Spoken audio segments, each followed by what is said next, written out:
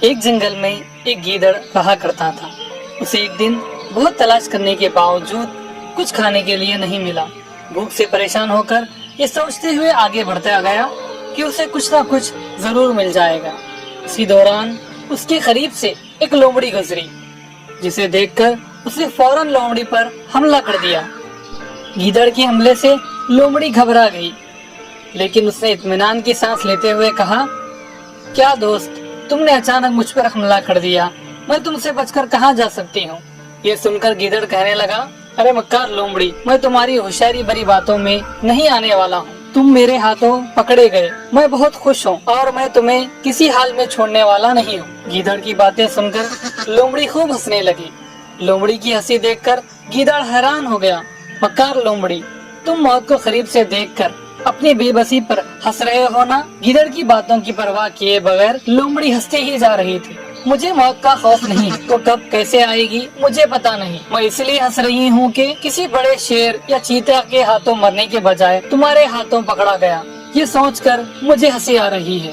یہ سن کر گیدڑ نے غصے سے کہا، تیری مکار بھری باتیں ختم کر۔ گیدڑ لومڑی کو ختم کرنے کے لیے آگے بڑھا۔ یہ دیکھ کر لومڑی نے عاجزی کرتے ہوئے کہا، تم مجھے یقیناً مار ڈالو، لیکن میری ایک گزارش ہے، میرے بچوں کو مکھن بہت پسند ہے اور میں مکھن لانے کے لیے نکلی ہوں۔ وہ بھوک کے مارے میرا انتظار کر رہے ہوں گے، تم مجھے کچھ دیر کے لیے چھوڑ دو، میں انہیں مکھن دے کر آؤں گی، اس کے بعد تم مجھے اپنی مرضی سے مار کر کھا لو۔ لومڑی کی باتوں پر گیدڑ نے کہا، مکھن وہ کیسا رہتا ہے اور وہ کہاں ملے گا؟ لومڑی نے کہا، بہت مزیدار اور ملائم ہوتا ہے، منہ میں ڈالتے ہی گھل جاتا ہے، کھائے بغیر اس کا مزہ زبان سے ظاہر کرنا مشکل ہے۔ لومڑی کی باتیں سن کر گیدڑ کے دل میں مکھن کھانے کی خواہش پیدا ہوئی۔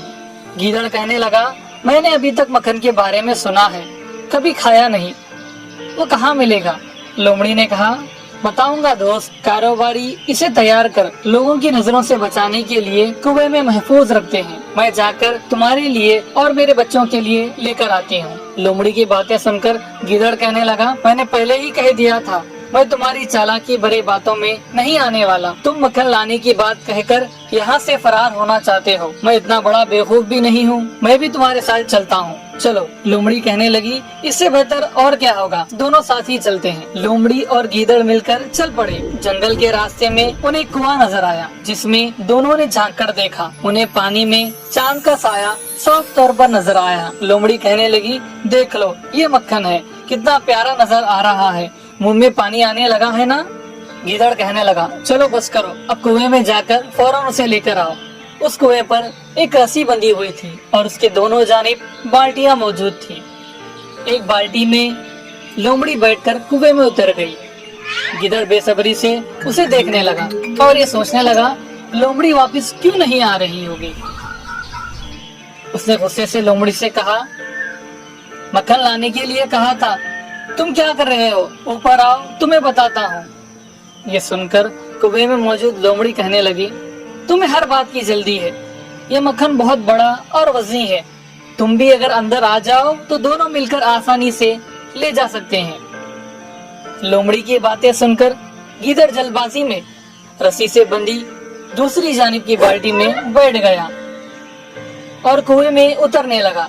گیدڑ کے وزن سے دوسری بالٹی میں بیٹھی لومڑی اوپر آنے لگی اور گیدڑ کنویں میں گر کر ہاتھ پاؤں مارتے مارتے دم توڑ کر مر گیا۔